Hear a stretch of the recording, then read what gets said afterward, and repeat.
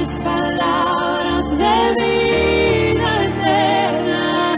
¿Dónde más iré, Dios? ¿Dónde más iré?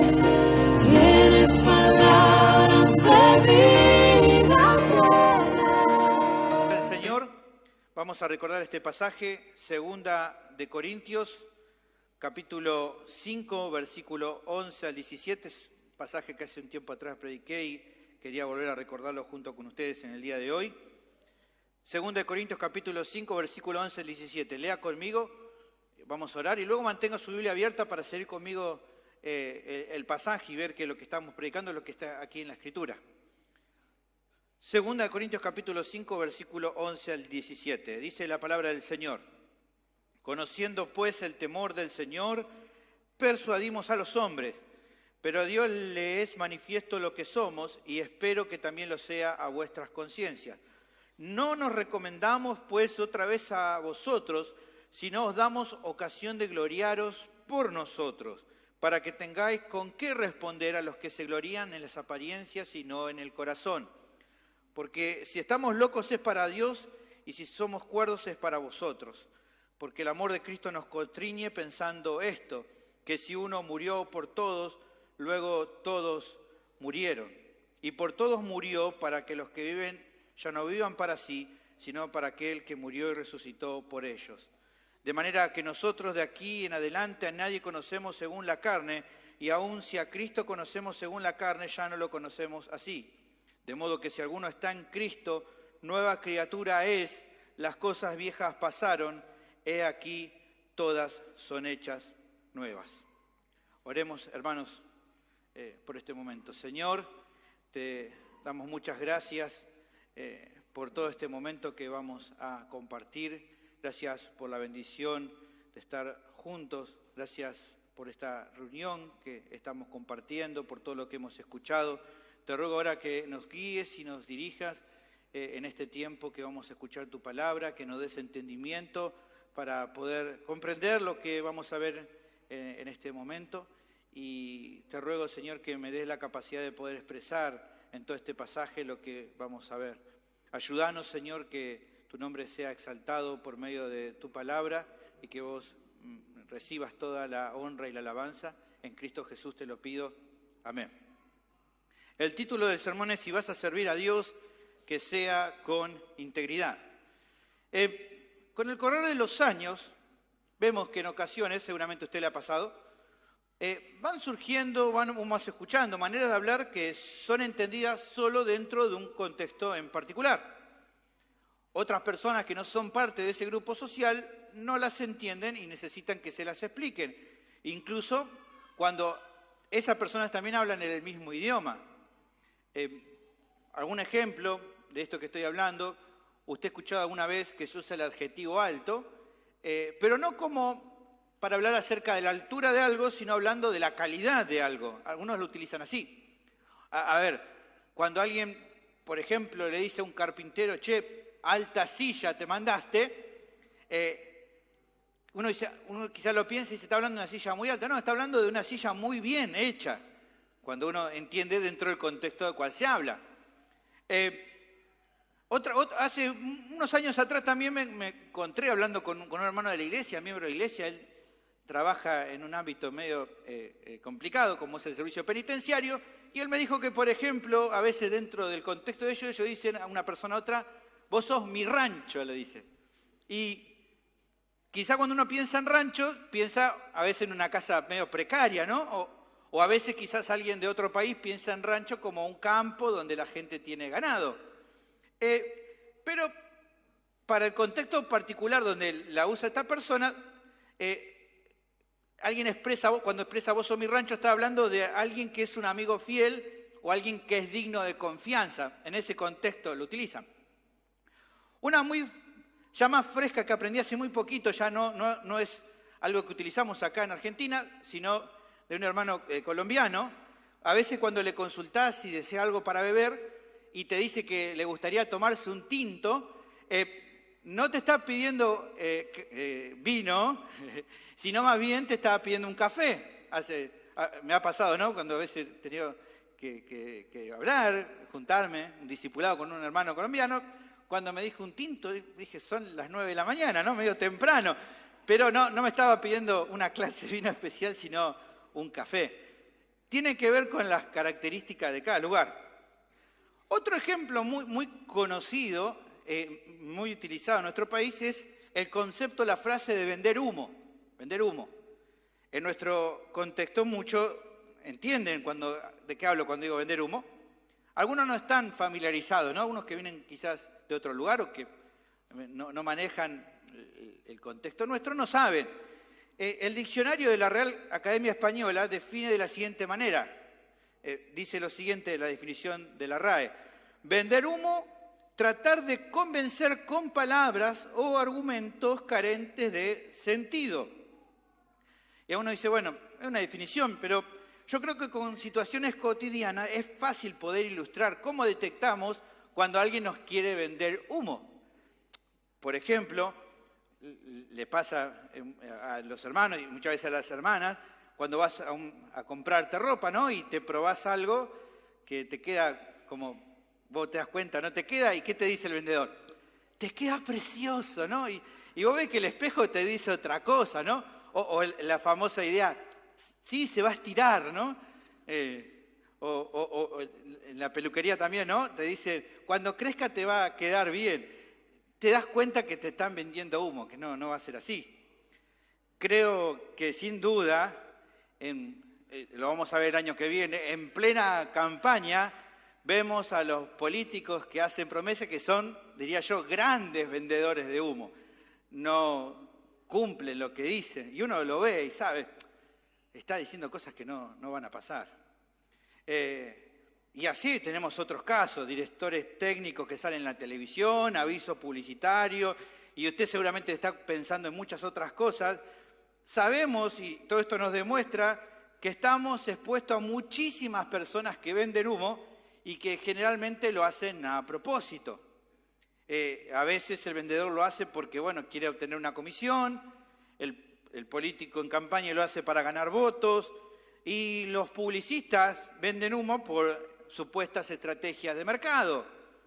Y bueno, uno está viendo que está rodeado de esto.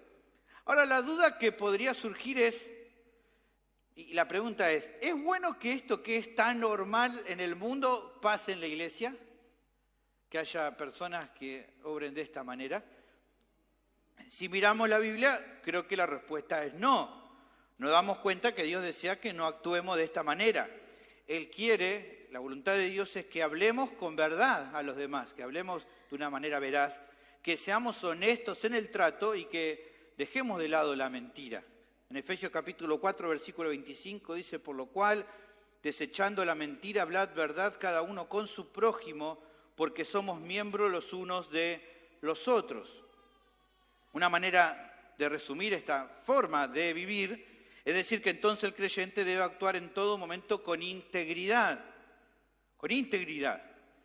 Esta virtud, ser íntegro, se puede definir como una forma de obrar recta, aprobada, irreprochable o también podemos decirlo irreprensible. Ahora, cuando pensamos, y en particular en esta última palabra, en alguien íntegro o como decíamos irreprensible, generalmente pensamos que es una cualidad imprescindible en los pastores y líderes de la iglesia, lo cual, lo que realmente es cierto, si usted lee ahí en 1 Timoteo capítulo 3, va a encontrar que la primera de todos los requisitos y la condición general de un anciano tiene que ser que sea irreprensible, así que no está mal. Pero si miramos con más detalle, podemos notar que la voluntad de Dios es que cada creyente procure vivir de esta manera, de una manera íntegra, de una manera honesta, irreprensible. En Filipenses capítulo 2, versículo 15, que hoy lo leíamos, dice, para que sean irreprensibles y sencillos, hijos de Dios sin mancha en medio de una generación maligna y perversa, en medio de la cual resplandecéis como luminares en el mundo. Así que es la voluntad de Dios que vos también puedas andar en integridad. Ahora, la pregunta que también quizás pueda pensar es, ¿y cómo sé si estoy actuando con integridad? ¿Cómo sé si soy una persona íntegra? Bueno, el pasaje de hoy nos ayuda a dilucidar acerca de esto, a entender un poco acerca de esto. Vamos a ver varios de estos versículos. Así que te animo entonces a seguirme, porque sé que va a ser de mucha edificación para tu vida, si como hoy cantábamos, queremos ser siervos para la gloria del Señor. Bueno, este pasaje nos va a ayudar en esto. El tema entonces del sermón es: la integridad es una virtud esencial en la vida de los que sirven a Dios. ¿Cuáles son las características de un siervo íntegro? Bueno, el pasaje nos da 3 de ellas, que son las que vamos a ver en el día de hoy. La primera de las características de un siervo íntegro es un testimonio probado en cuanto a sus obras. El pasaje comienza con una declaración del servicio que estaba realizando el apóstol junto con su motivación y que se relaciona en verdad con el pasaje anterior. Comienza el versículo 11 diciendo: conociendo pues el temor del Señor, persuadimos a los hombres. La conexión con lo que se venía enseñando es que anteriormente el apóstol hablaba y enseñaba acerca de la importancia de agradar en todo a Dios, considerando que todos los creyentes tienen o tendrán que presentarse ante el tribunal de Cristo. En ese tribunal seremos evaluados de acuerdo a lo que hicimos mientras estuvimos en el cuerpo, sea bueno o sea malo. Capítulo 5, versículo 9 y 10 dice: por tanto, procuramos también, o ausentes o presentes, serle agradables, porque es necesario que todos nosotros comparezcamos ante el tribunal de Cristo, para que cada uno reciba según lo que haya hecho mientras estaba en el cuerpo, sea bueno o sea malo. Ahora, teniendo en mente esto, en que entonces en esta sección el apóstol comienza diciendo que con mucho temor al Señor, conociendo acerca de lo que va a pasar y lo que va a ocurrir, es que justamente procuraba servir en su ministerio, dice, persuadiendo a los hombres. Ahora, ¿qué significa esto? Bueno, el verbo persuadir en el original, la palabra peito, se usaba en el sentido de buscar modificar la mentalidad de alguien por medio de mostrarle argumentos claros para que entonces sea impulsado a un cambio. Es convencer a alguien de algo para que entonces esa persona puede cambiar. Ahora, ¿cómo es que lograba esto Pablo? Bueno, por medio de exponer fielmente la palabra de Dios. Al ser expuestos al Evangelio, a las verdades bíblicas, las personas recibían la nueva vida en Cristo y por medio entonces de todo el consejo de Dios, esas personas que se convirtieron al cristianismo iban siendo renovando en su mente para comprender cuál era la voluntad de Dios para su vida. Por eso, como él declara allí en 1 Corintios capítulo 1, versículo 21 en adelante, pero el versículo 21 vemos con claridad, Pablo lo decía que ya en la sabiduría de Dios, el mundo no conoció a Dios mediante la sabiduría de este mundo, sino que agradó a Dios salvar a los creyentes por la locura de la predicación. Fue el medio que Dios usó y que usa para salvar y para santificar las vidas. Ahora hay que hacer una aclaración. Ni Pablo ni ningún otro creyente puede cambiar las mentes de los otros. Yo no puedo cambiar tu mentalidad. Puedo, como estamos viendo, persuadiendo, pero no cambiar. En realidad esa obra la realiza el Espíritu Santo en el interior de cada persona. En Efesios capítulo 1, versículo 16, Pablo dice: no ceso de dar gracias por vosotros, haciendo memoria de vosotros en mis oraciones, para que el Dios de nuestro Señor Jesucristo, el Padre de gloria, Él os dé espíritu de sabiduría y de revelación en el conocimiento de Él, alumbrando los ojos de vuestro entendimiento. Es Dios quien hace esa obra en el interior. Pero así como entendemos que es Dios el que hace esa obra en el interior, es claro también que lo que ocurre es que usualmente Dios usa a los cristianos para obrar en la vida de los seres humanos cuando ellos les exponen las verdades de la palabra de Dios. Dios hace la obra, claramente que sí, usando de manera general a otros creyentes que te exponen a esas verdades que Él da, para entonces el Espíritu Santo obrar en tu vida. No es que Dios baja y te habla a tu oído cosas para que vos cambies, sino que Él usa a otros creyentes que te hablen las verdades. En ese sentido, entonces, cada vez que predicás el Evangelio, que das un consejo bíblico, que exhortás a alguien bíblicamente, y esa persona cambia en su manera de vivir, es entonces cuando estás haciendo lo mismo que Pablo, persuadiendo a alguien, ayudando a que esa persona cambie su manera de pensar. Eso es lo que estaba buscando hacer Pablo que es lo que dice aquí en este versículo, y lo que de una manera u otra todo creyente debe procurar hacer. Debemos, conociendo el temor de Dios, procurar persuadir a los demás, hacerles entender, ayudarles a que cambien su mentalidad por medio del uso de la palabra de Dios. Ahora, luego de comentar esto que se presenta, de decir esto, es que se presenta a continuación en el texto la defensa que el apóstol cree necesaria de su ministerio para justamente demostrar su integridad ante los ataques que estaba recibiendo de sus detractores, los cuales se habían infiltrado en la iglesia local en Corinto.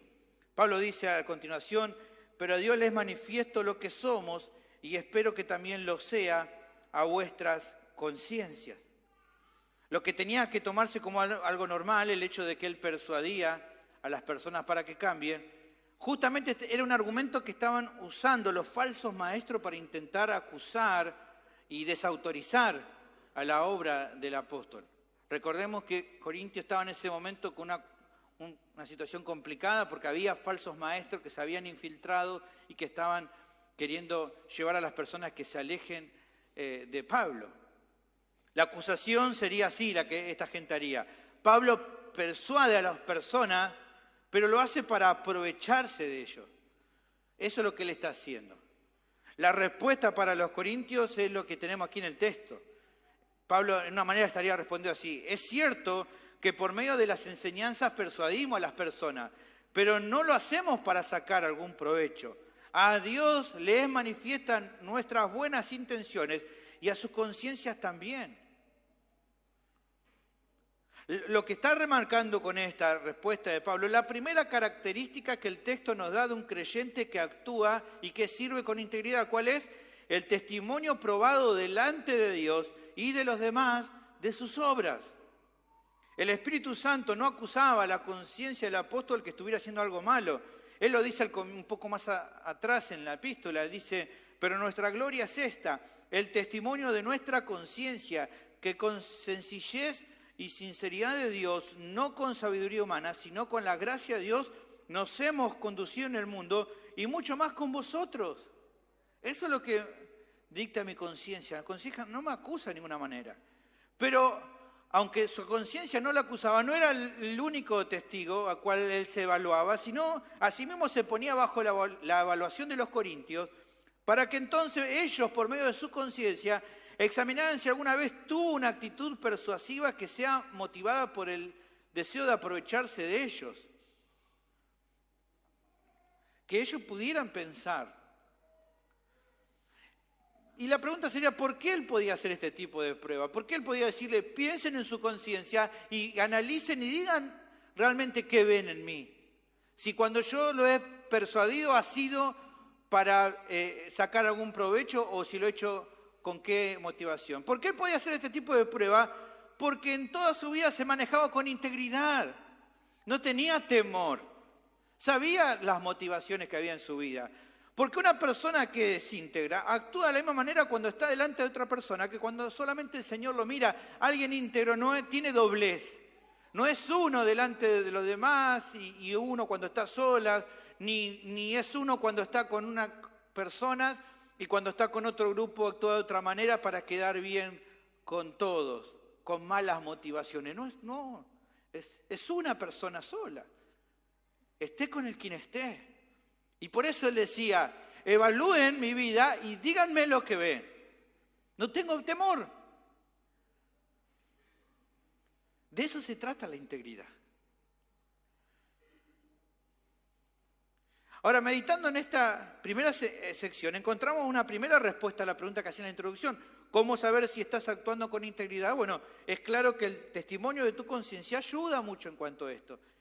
Pero asimismo, aquí el pasaje también presenta que también es importante en esto de saber si estás actuando con integridad, el testimonio de los demás creyentes.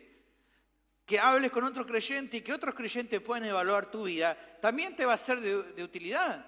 Porque a veces te puedes engañar y crees que sos íntegro y por ahí no lo estás actuando con la mayor de la honestidad. Nadie es perfecto en su servicio del Señor. Ninguno de nosotros hace todo bien. Pero con el correr del tiempo, los creyentes maduros van a evaluar objetivamente tu vida, van a poder observar tus obras y expresar entonces si el resultado es positivo o negativo. Te van a poder ayudar y decir, bueno, sí, estás bien, hermano, o no, mirá, no estás del todo bien. Necesitamos que otros objetivamente nos puedan ayudar.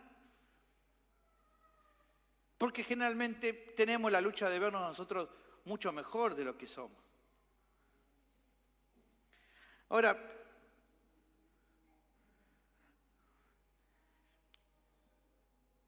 fíjense que cuando él expresa todo esto, uno puede pensar, bueno, quizás él está queriendo sacar chapa. Bueno, el apóstol no buscaba sacar chapa de su logro.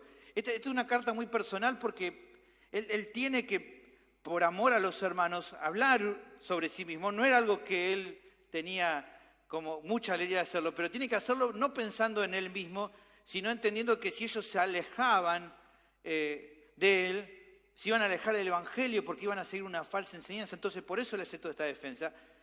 Como digo, no buscaba sacar chapa de su logro, ni tampoco presentar una carta de recomendación otra vez a ellos. Imagínense algo innecesario, ya que ellos ya lo conocían, al apóstol había estado mucho tiempo compartiendo con ellos. La evaluación en particular, en este caso, lo que él presenta para que ellos lo evalúen, era para entonces darle una respuesta a la murmuración de los falsos apóstoles, como a continuación lo explica.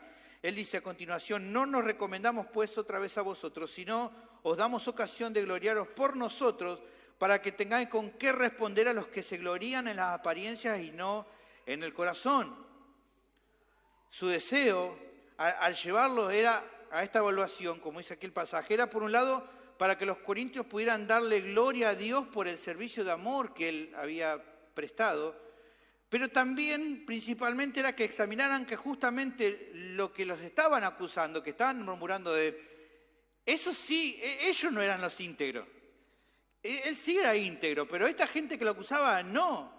Claramente que esta gente no estaba actuando en integridad, ya que esos siervos falsos que lo estaban acusando se jactaban, como dice al final del versículo, en las apariencias y no en el corazón. Porque en definitiva, la diferencia en el testimonio de los que viven en integridad de aquellos que no, es que los primeros, los que son íntegros, actúan de corazón y los otros actúan por las apariencias. La persona íntegra actúa con sinceridad, como Pablo lo ha dicho en 2 Corintios 2:17. Dice, porque no somos como muchos que medran falsificando la palabra de Dios, sino que con sinceridad, como de parte de Dios y delante de Dios hablamos en Cristo. ¿Alguien sincero habla así? Porque es el amor verdadero, como vamos a ver con mayor detenimiento en la siguiente sección, lo que mueve a sacrificarse a ese siervo, a ese creyente, buscando el bienestar de la iglesia local antes que el propio. En cambio, quien no es íntegro, solo busca impresionar a los demás para tratar de obtener algo a cambio. Reconocimiento de otras personas, prestigio, alimentar su propio ego, beneficios económicos, etc. Como por dar un ejemplo, es aquel que por ahí tal vez se muestra en las redes sociales como alguien que defiende la fe, pero que capaz que ni le predica a un vecino acerca de Cristo. O que no tiene tiempo para discipular a otra persona, para involucrarse con la vida de otro. Eso no es ser íntegro. Es quien quiere prontamente ocupar un puesto de liderazgo en una iglesia, pero no quiere sacrificarse y ser el siervo de otros. Un creyente con integridad, hermano, es reconocido por sus hermanos como alguien fiel, como alguien digno de confianza. ¿Por qué? Porque prueba regularmente que no está buscando destacarse, sino hacer todo para la gloria de Dios durante toda su carrera cristiana. Generalmente también un creyente íntegro, son más las obras buenas que realizan en lo privado que aquellas que están a la vista de todos. Muchas veces sí hace cosas que otros ven, porque bueno, no queda otra, pero en general no busca que los demás se enteren. Ahora, mi pregunta es, ¿cómo es en tu vida? ¿Ves esta clase de integridad en tus acciones?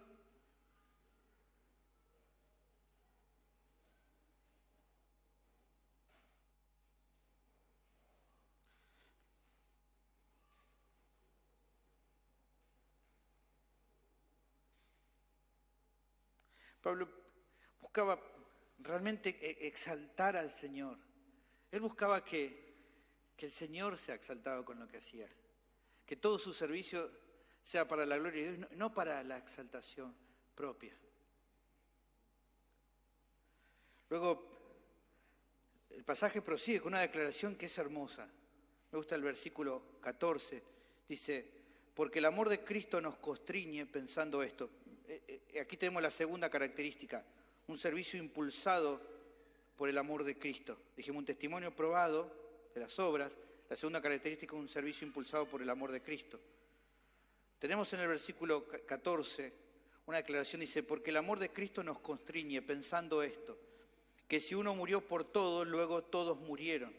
Y por todos murió para que los que viven ya no vivan para sí, sino para aquel que murió y resucitó por ellos. Lo que se explica en esta sección es algo que también el apóstol menciona unos capítulos antes, pero de otra manera. El impulso del creyente que sirve de corazón al Señor no es otro que el haber sido conquistado por el amor de Cristo. Él lo explicó antes usando una ilustración. La ilustración del desfile, del triunfo de un emperador, de un general, luego de haber obtenido la victoria en una batalla importante.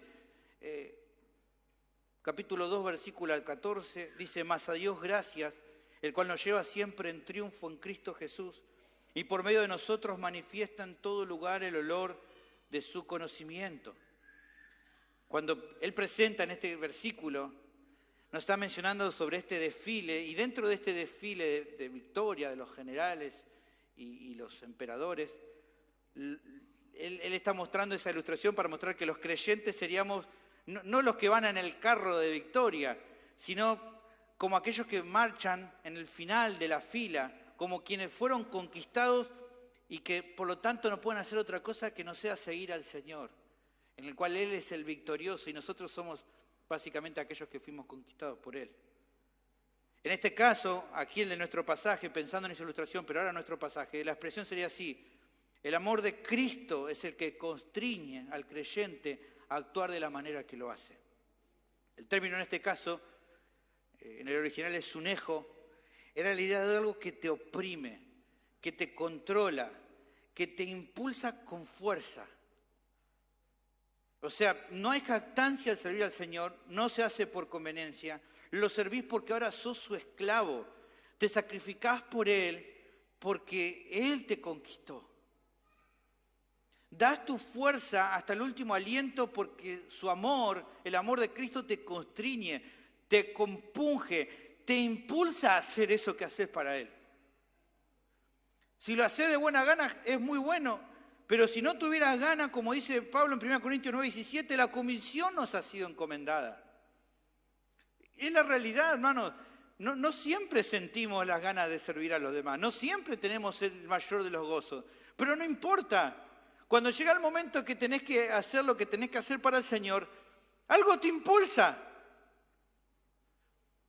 Uno dice, ¿qué es esto? El amor de Cristo que nos constriñe, que nos impulsa. Ahora, quizás alguien se pregunte, ¿este impulso, esta contrición, es una fuerza mística, algo como misterioso que no tiene explicación lógica? No es eso. Uno piensa esto y dice, bueno, que como que algo adentro, como que obra ahí como misteriosamente y mágicamente para volver a tener ganas y hacerlo. No. El texto remarca que hay una base sólida para actuar así.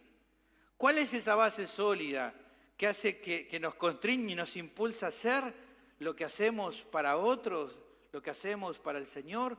Bueno, lo que Cristo hizo por nosotros. Es eso. Es eso. El pasaje lo dice con claridad. La vida del creyente es impulsada por el amor de Cristo, considerando lo que Él hizo por nuestras vidas. Que se podría leer de la siguiente manera, considerando esto, que uno murió por todos, o sea, Jesús, por lo que todos los suyos murieron junto con Él, y justamente murió por todos los suyos, para que los suyos ya no vivan para sí mismos, sino para aquel que dio su vida por ellos.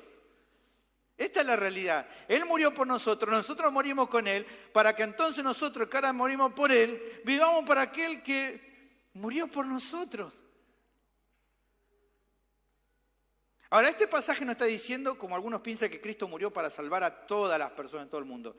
Él dio su vida en la cruz para salvar eternamente a los que Él escogió antes de la fundación del mundo, como dice Efesios 1, del 4 al 6.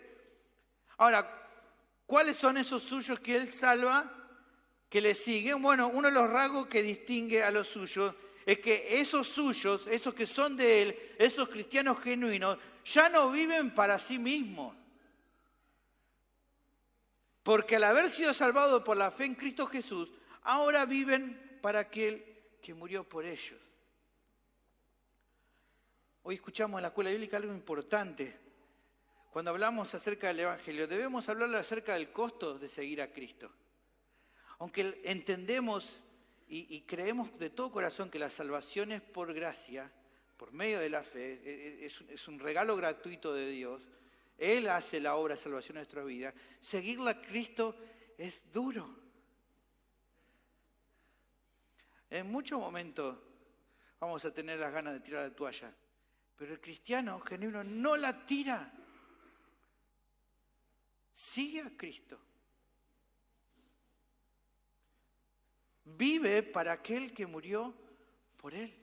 Como dice Gálatas 2:20, y esta es algo que no solamente le atañe a Pablo, al apóstol Pablo, sino a cada creyente.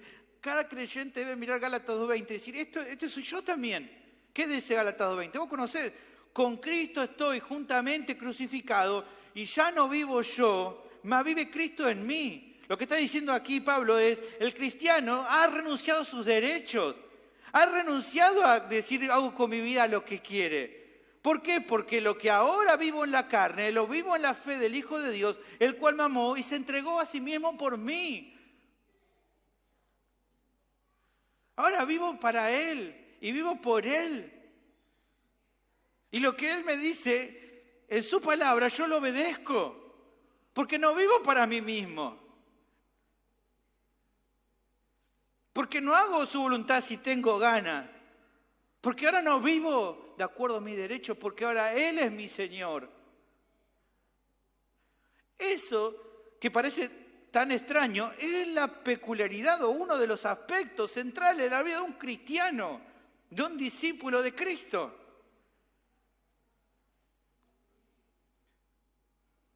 Cuestiones que el mismo Jesús dijo con claridad, el que quiere venir en pos de mí, niéguese a sí mismo, tome su cruz y sígame. Ahora, a partir de estos conceptos podemos entender la segunda característica de un creyente que vive en integridad. Es que su vida y su ministerio es impulsado por el amor de Cristo. Su deseo de servir a los demás no está motivado ni por un deseo de querer sobresalir, ni por la codicia pecaminosa de querer obtener algún tipo de beneficio de otros, ni por ningún otro motivo egoísta, sino básicamente porque considera el amor de Cristo por él, pensando que se le ha otorgado una salvación tan grande que fue solo por gracia y viviendo de acuerdo a esta realidad asombrosa. ¿Se acuerdan? Hemos visto en Romanos, Pablo explica durante los primeros 12 o 11 capítulos sobre la obra de salvación que Él ha hecho por nosotros, y a partir del capítulo 12, de acuerdo a la doctrina que Él enseñaba, entonces Él dice, así que, y aunque usted ve esas dos palabritas que son tan cortitas, ese así que arrastra los 11 capítulos anteriores diciendo, de acuerdo entonces a todo lo que el Señor ha hecho en esta nueva vida que tenemos, de acuerdo a esta salvación que Él ha operado en nuestra vida y que ha hecho con nosotros, entonces, hermanos, os ruego por la misericordia de Dios que presenten vuestros cuerpos en sacrificio vivo, santo, agradable a Dios, que es vuestro culto racional. Es Cristo, hermanos, el que impulsa al creyente a vivir en integridad. ¿Por qué? Porque la hermosura de Cristo ha conquistado tu corazón por completo. Ya los planes personales que tenía esa persona de lograr algún tipo de reconocimiento, fama o prestigio quedaron en el olvido. Hoy Jesucristo se ha transformado en la obsesión más sublime del creyente. Y cuando esto ocurre, cuando Cristo conquista el corazón, inevitablemente un creyente vive de una manera íntegra, honesta. Cada ficha cae en su lugar. No hay una preocupación hipócrita por intentar demostrar que uno es fiel. Uno es fiel. Los resultados van quedando a la vista, y cuando esos resultados van quedando a la vista, eso ni siquiera te vuelve como jactancioso, sino que incluso te quebranta de una manera más gloriosa. En cada avance en tu vida que empezás a ver ese cambio y te ves más parecido a Cristo, le das la gloria a Él, porque sabes que es más de Él y menos de vos.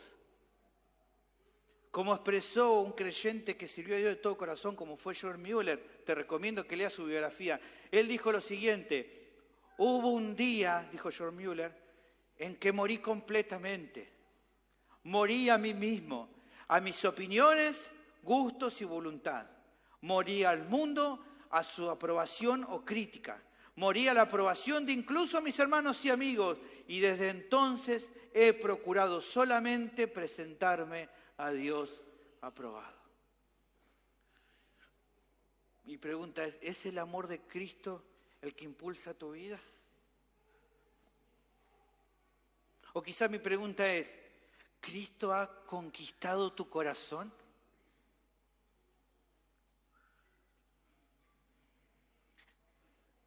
La última de las características de un siervo íntegro, dijimos un testimonio probado de sus obras, el amor de Cristo que lo impulsa, y la tercera característica es una mente que piensa de forma espiritual.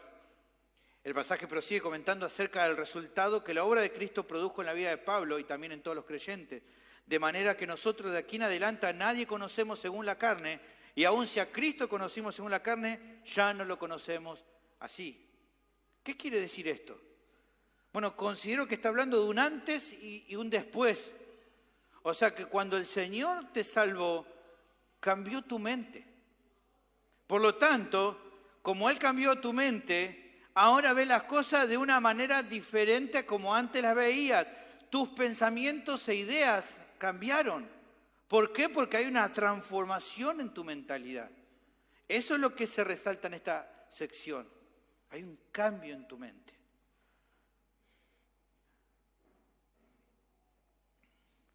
Un cambio que hace que por ejemplo, la diferencia de este cambio es que un incrédulo piensa las cosas de una forma carnal y que en cambio el cristiano conoce las cosas de una forma espiritual desde el momento que Dios lo ha salvado. Pablo habla un poco de esto en 1 Corintios 2, 14 y 16. Pero el hombre natural no percibe las cosas que son del Espíritu de Dios, porque para él son locura y no las puede entender porque se han de discernir espiritualmente. En cambio, el espiritual juzga todas las cosas, pero él no es juzgado de nadie. Porque ¿quién conoció la mente del Señor? ¿Quién le instruirá? Mas nosotros tenemos la mente de Cristo. ¿Quiénes? Todos los creyentes. ¿Qué cosas son las que cambian en la mente? Bueno, el texto al menos nos menciona dos que son muy importantes. La primera que se nos menciona es que la forma de pensar cambia en el sentido respecto a las otras personas. Dice aquí en el pasaje, ya no nos conocemos a los demás según la carne, o sea, de una forma natural.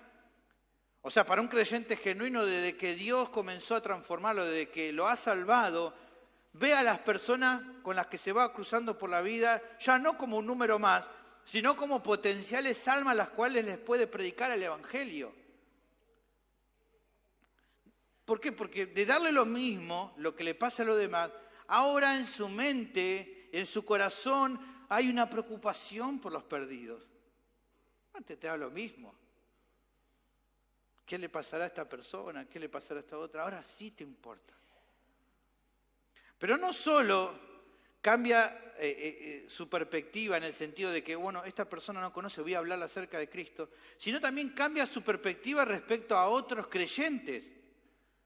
Tal vez antes él veía a los cristianos como unos locos, como fanáticos, como santulones, como un grupo de religiosos o como personas que estaban en un lugar donde se le había lavado la cabeza, pero desde que conoció al Señor, esa mentalidad ha cambiado.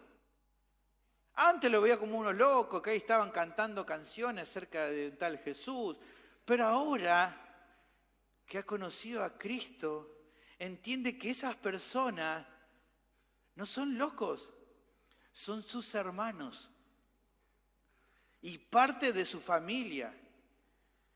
Y ve esa persona que tiene una responsabilidad muy importante con ellos, especialmente con aquellos que son hermanos de la misma iglesia local. Esa relación se hace tan fuerte que logra establecer relaciones tan entrañables que generalmente son más fuertes las que pudo hacer con amigos del mundo, con familiares de sangre. Ahora, no es que lo desprecia, pero no tiene la misma relación que con la gente del mundo. Tal es así que ese cristiano que ha cambiado Dios su mente está dispuesto a morir incluso por estas personas. Personas que hace quizás un tiempo atrás ni los conocía, pero con los cuales tiene una relación tan íntima, sincera y amorosa como nunca tuvo antes.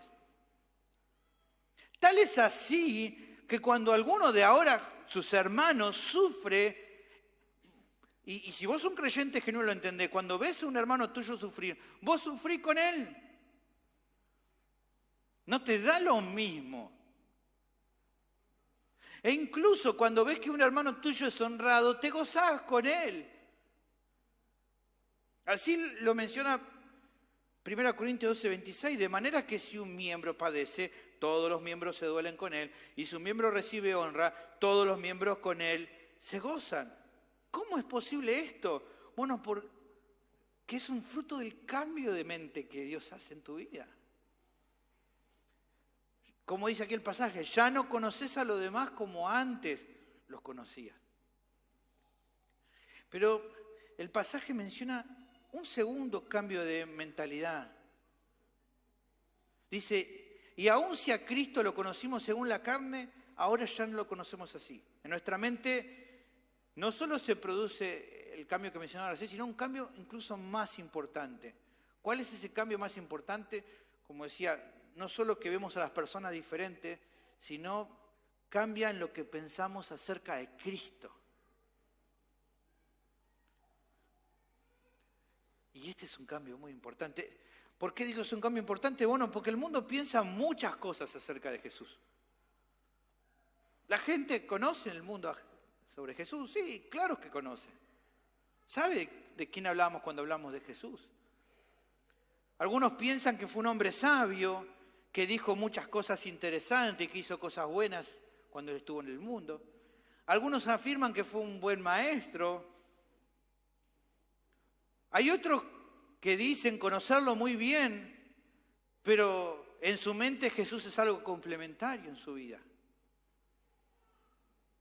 Hay gente que cree que solo con nombrarlo cuando está mal es suficiente para sentirse mejor, como si el nombre Jesús fuera un amuleto o un mantra, que uno como una frase que tuviera poder por sí mismo, ¿no? Por eso cuando a veces hay gente que ora, ¿no? Empieza a gritar en el nombre de Jesús, como si el nombre de Jesús tuviera un poder en sí mismo. No es así. Pero es lo que la gente piensa. Y así hay un montón de pensamientos diferentes respecto a Jesús. La humanidad tiene un montón de ideas. Algunas de estas ideas pueden sonar lindas, pero en realidad no le dan a la gente una visión clara acerca de Cristo. ¿Por qué ocurre esto? Bueno, porque solamente los creyentes pueden conocerlo correctamente, ya que solamente los creyentes genuinos han recibido la luz, o sea, el entendimiento suficiente para conocerlo. Pablo lo deja claro en 2 Corintios capítulo 4, versículo 6. Porque Dios, que mandó que de las tinieblas resplandeciese la luz, es el que resplandeció en nuestros corazones para iluminación del conocimiento de la gloria de Dios en la faz de Jesucristo. Es Dios el que nos dio el entendimiento para conocer realmente a Jesús. Por lo tanto, para los creyentes genuinos, Cristo no es un accesorio más en su vida, sino que Jesucristo es su vida misma. Hay una gran diferencia.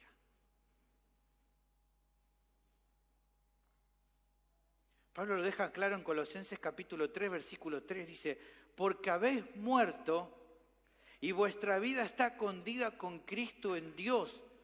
Y fíjense lo que dice, cuando Cristo, vuestra vida, se manifieste, entonces vosotros también seréis manifestados con Él en gloria.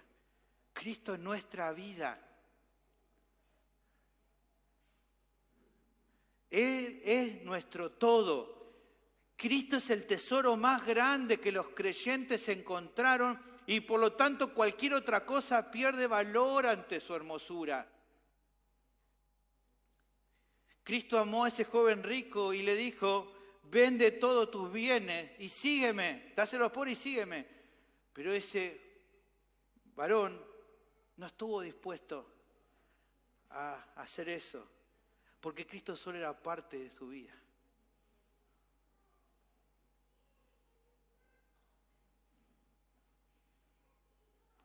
Mi pregunta es, si Jesús te dijera,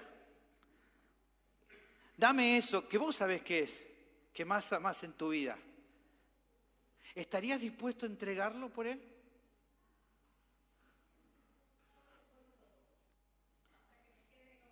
Bueno, qué bueno. Amén. Bueno, así tal es Cristo. Cristo está en tus pensamientos, en las cosas que hablas, en los proyectos y sueños que tenés en mente. El creyente vive en este mundo pensando en honrar al Señor con todo lo que hace y esperanzando en que cuando se mueren se van a encontrar con Él cara a cara. Eso es lo que Pablo dice en 2 Corintios 5, 6 al 8. Así que vivimos confiados siempre y sabiendo que entre tanto que estamos en el cuerpo estamos ausentes del Señor. Aquí la idea es, no estamos en casa, porque por fe andamos, no por vista, pero confiamos y más quisiéramos estar ausentes del cuerpo y presentes al Señor. Mientras estamos acá servimos, hacemos lo que Él nos manda hacer, pero con la esperanza, ¿cuál? Que el día que nos vayamos de este mundo estaremos con Él. ¿Y por qué ese mayor gozo? Porque no hay nada más importante para nuestra vida que estar con Él. Ahora, ¿por qué es que un cristiano piensa así? Porque como dice Pablo aquí, ahora Jesús ya no lo conoce más como antes lo conocía. Ahora, a partir de estos conceptos es que se puede observar la tercera característica que el pasaje nos brinda de un cristiano genuino que vive y sirve con integridad. Lo que hace, sus obras para Dios, todo su servicio está dirigido por una mente espiritual. Las cosas las considera con esta clase de mente.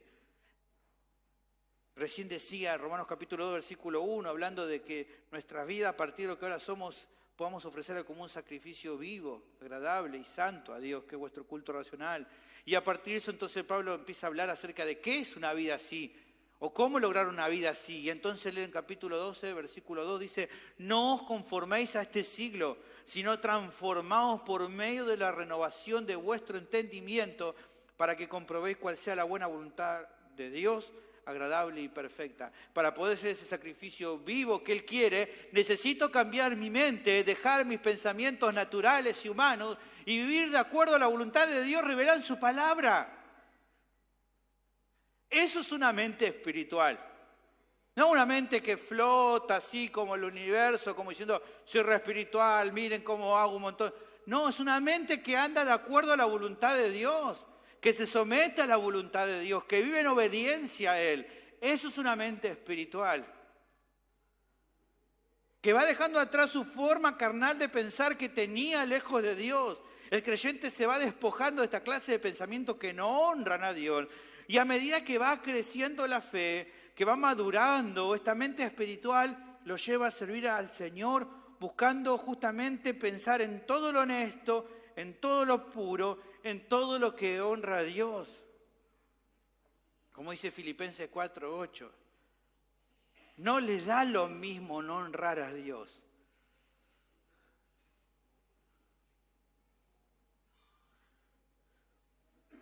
Actualmente la iglesia evangélica en general se encuentra con problemas similares a los que tenían los corintios, a los que el apóstol dirige esta epístola. Muchos de los problemas que tenían ellos, ¿cuáles eran? Ahora, ¿debido a qué? A que pensaban muchas veces de una manera carnal, de una manera humana, y por lo tanto no hacían las cosas de manera honesta o de manera íntegra. Había divisiones entre ellos, la gente se dividía. ¿Por qué se dividían? Y no porque uno tenía mucho entendimiento de la Escritura y el otro tenía otro pensamiento. ¡No!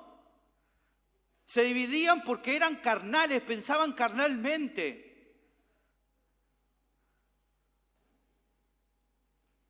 Fíjense, Pablo le dice en 1 Corintios 3:1, de manera que yo, hermano, no puedo hablarle como a espirituales, sino como a carnales, como a niños en Cristo.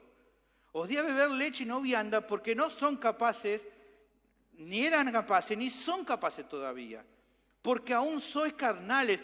Pues habiendo entre vosotros celos, contienda, disensiones, ¿no son carnales y andan como hombres?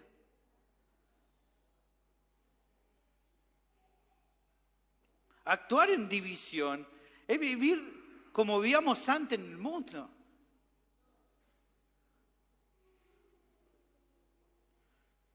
¿Qué otra actitud? Capítulo 5 de 1 Corintios, no actuaban con santidad ante pecados serios, los tomaban a la ligera, actuar envanecidamente, no hacer nada en cuanto al pecado. Es una actitud de una mente carnal, porque una mente espiritual trata con el pecado. En 1 Corintios capítulo 14 habla de lo mismo, o otra situación que mostraba también una mente que no era espiritual. Sus reuniones eran un completo desorden. Todo esto a consecuencia de no pensar de una manera espiritual. Así pasaba en los Corintios y hoy pasa en muchas iglesias llamadas evangélicas. Problemas como estos que he mencionado. No tratan el pecado como deberían. Hay divisiones, conflictos, peleas. Sus reuniones son un desorden. ¿Por qué? Porque no piensa de manera espiritual. En muchos casos, porque en esas congregaciones cristianas, muchos de sus miembros no son cristianos. Y por eso actúan así. Y por lo tanto solamente piensan de una manera humana. Y entonces los pastores, como quieren retenerlo, utilizan métodos humanos para retener gente, o métodos carnales para retener a gente carnal. Porque cuando le habla de lo espiritual no quieren saber nada. O en otros casos son a veces creyentes verdaderos pero que no piensan de una forma adecuada. La realidad que tiene que ser considerada en todo momento lo que el texto da a continuación cerrando este pasaje. De modo que si alguno está en Cristo, nueva criatura es. Las cosas viejas pasaron. He aquí todas son hechas nuevas. ¿Qué quiere enseñar con esto el apóstol? Que los cristianos estamos unidos a Cristo y fruto de eso somos nuevas criaturas. Aquí la idea de nuevo, en el original es kainos, no se refiere al tiempo, sino a una forma o cualidad. Es un ser que antes era de una manera y ahora es de otra. El viejo hombre murió juntamente con Cristo, como dice Romanos 6:6, y ahora somos una nueva creación. En otro pasaje Pablo lo explica de otra manera. Dice, fuimos despojados una vez y para siempre del viejo hombre y vestidos de una vez y para siempre de uno nuevo. Por eso dice, anden de acuerdo a lo que ahora son. Porque vivir de acuerdo a lo que eran, de acuerdo al viejo hombre, es absurdo. Dice él en Efesios 4:22, en cuanto a la pasada manera de vivir, despojado del viejo hombre que está viciado conforme a los deseos engañosos y renovados en el espíritu de vuestra mente y vestido del nuevo hombre creado según Dios en la justicia y santidad de la verdad. Para todos aquellos que han recibido esta transformación, las cosas cambian. Lo viejo queda atrás, en cambio ahora las cosas son hechas nuevas. El tiempo verbal que se usa en este caso para la palabra ser nuevo, es ginomai, la palabra en el original, es el tiempo verbal perfecto, lo que indica que es una acción que ocurrió en el pasado, pero que tiene efectos en el presente. Como explica un pastor, dice lo siguiente: Dios planta nuevos deseos, nuevos amores, inclinaciones y verdades en los redimidos, de modo que vivan en medio de la vieja creación con una perspectiva de la nueva creación.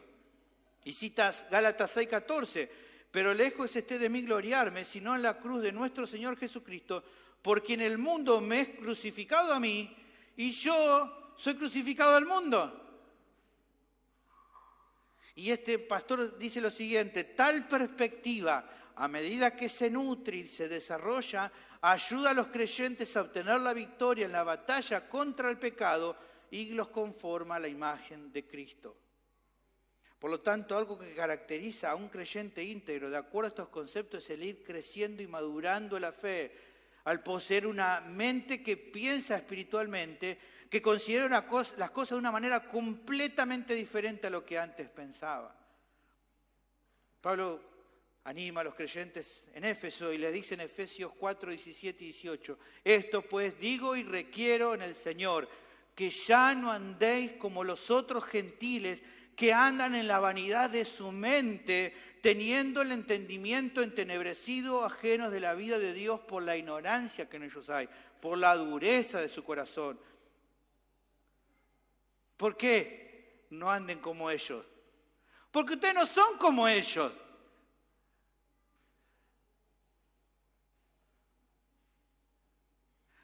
¿O lo son? Esa es la pregunta.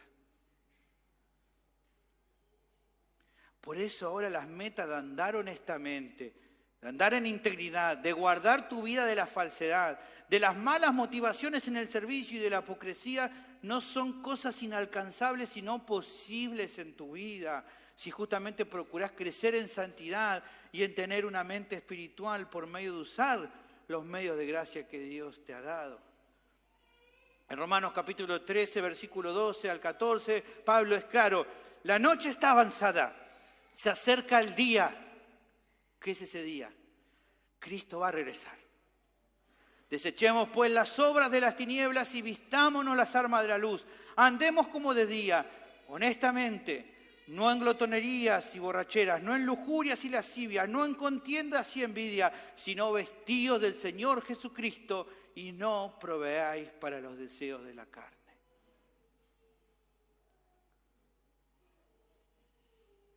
Eso es lo que espera el Señor de nosotros. Pablo lo está explicando, lo vimos, relacionado con el pasaje anterior. Es nuestra esperanza. Hermanos, Cristo viene pronto. Vivamos de acuerdo a esa verdad. Porque pronto seremos juzgados por Él. Finalmente, lo visto hoy me llama a llamar la atención, a la reflexión de algunas personas que me están oyendo. Les pido, por favor, que me oigan. Si el testimonio de tus obras, como hemos visto, da un resultado negativo, o sea, no ves en tu vida los frutos esperables de un cristiano verdadero, u otras personas con honestidad tampoco pueden ver eso en tu vida. Si no ves que cumplas con un servicio a otras personas impulsado por el amor de Cristo, y mucho menos en el contexto de una iglesia local. O por ahí tampoco tengas evidencias claras de que tu forma de pensar sea espiritual, sino más bien carnal o humana o por lo que sea que esté pasando y no de una manera espiritual.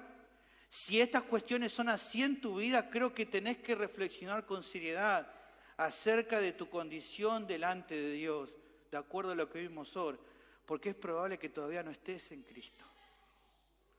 Si todo el saldo te da negativo, es muy preocupante. Si ese es tu caso, y te lo digo en el amor del Señor, te animo a que vuelvas a meditar en el Evangelio y que dejes de poner excusas. Tenés que venir al Señor en arrepentimiento, en fe, porque solamente en Él hay esperanza para tu vida y para la mía. Vení hoy a Cristo, por favor. No esperes más. Señor, te doy gracias por tu palabra, que nos anima, nos muestra lo que es vivir en integridad. Señor, que como cantábamos hoy hace un momento atrás, seamos un instrumento de justicia en tu mano. Al ver nuestra vida decimos, miserable de mí, oh Salvador, venimos ante tu presencia. Obra nuestros corazones para que podamos crecer en santidad. Obra nuestra vida para vivir de una manera verdadera, de acuerdo a lo que ahora somos. Y si hay alguien aquí que ve que en su vida no están estas características, porque probablemente no te conozca, que puedas obrar en su vida salvación, para que a partir de ese cambio su vida, como dice aquí, pueda cambiar y sea una nueva criatura en Cristo. Pido todo esto en el nombre de Cristo Jesús. Bendice finalmente este tiempo de alabanza que podamos hacer para tu gloria, cantar y alabar tu nombre. Ruego todo esto en el nombre de Cristo Jesús. Amén.